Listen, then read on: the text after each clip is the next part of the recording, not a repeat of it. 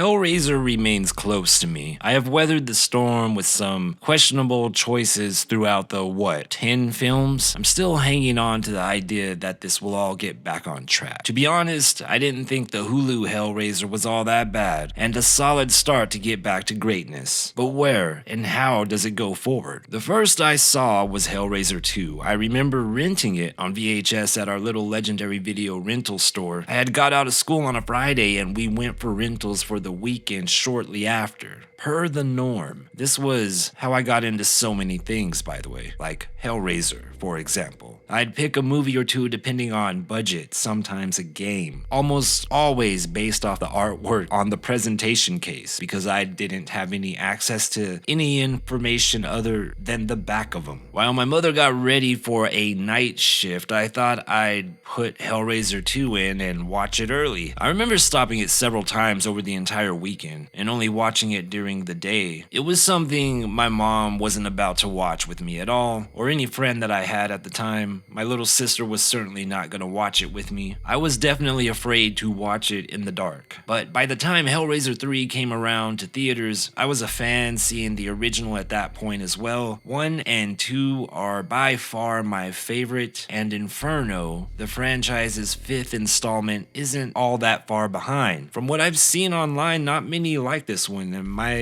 mistaken in that assumption? Or maybe people are trolling? I don't know. I remember an excellent video out, and it's hilarious by the way, by Cinema for Cynics, covering all of them up until the time of the recording, but that was like 7 years ago, so not all of them. But still, it's pretty thorough and based, definitely worth checking out. If I do remember correctly, they didn't care for this one much either. But I don't know, man. For me, Inferno had a good idea. Not everything fell into place for the film, but I think a lot of things did, and if you as the audience invest in it, you can potentially get some things from it for one's self-reflection, so to speak. You know what I'm saying? In that regard, it's kind of like Flatliners, the original. Go see that if you have. I don't know. I don't think this is a turn your brain off type of movie. I think some people going into the movie attempt to turn their brain off, and that's what doesn't work. Maybe I'm wrong. I guess I'm a sucker for dream state films or something. Inferno has some slick tone and ambience. Cenobites that appear do look good. I also remember seeing some YouTube videos where they were saying the design and presence weren't liked for this one, but I might be the wrong guy in this opinion pool to be the barometer because I even like the cheesy CD head Cenobite. So the imagery throughout for me is above par when it comes to horror and actually balances the gore and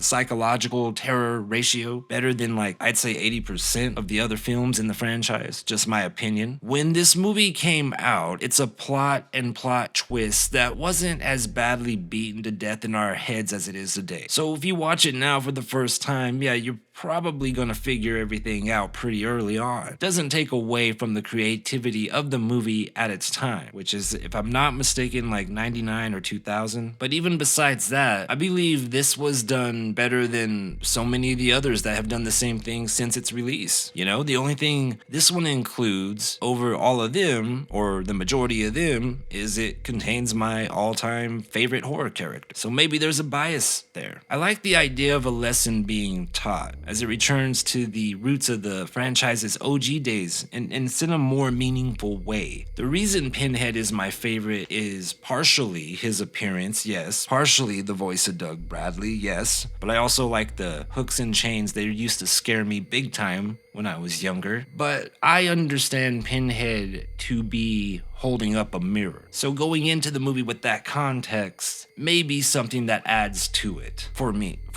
There are scenes I would have liked to have switched out with other scenes expanding on certain things, but overall it's a cohesive effort, man. The brutality of the elusive engineer is effectively told through others discussing him and various other places of like evidence, video footage and fingers and whatnot. The first time I saw it, I remember being big time wanting to find out who it was and see who got him first, the Laws or the Cenobites. You know what I mean? For the next Hellraiser film, or films, which they are inevitable, I do hope it's about life lessons or moral lessons, as that is the connective tissue that makes Pinhead and the rest of the Cenobites even worthwhile. Correct me if I'm wrong, but they aren't supposed to be going on killing sprees and stalking people that have haven't touched the lament configuration, right? Of course, a story like that in this day and age, in the Hellraiser universe, is unlikely. There's no doubt about it that Doug Bradley is one of a kind, and it will be very difficult to replace him to where hardcore Hellraiser fans will forget him or say, yes, this is an equivalent or even better or close to an equivalent. We have yet to see that. The closest I would have to say would be the female Hellraiser in the Hulu Hellraiser. I like to call her the Hulu Hellraiser. That's how bad other movies have been in this franchise. I'm not giving up on it. I say celebrate Pinhead and the Cenobites. It's like a Halloween Santa Claus.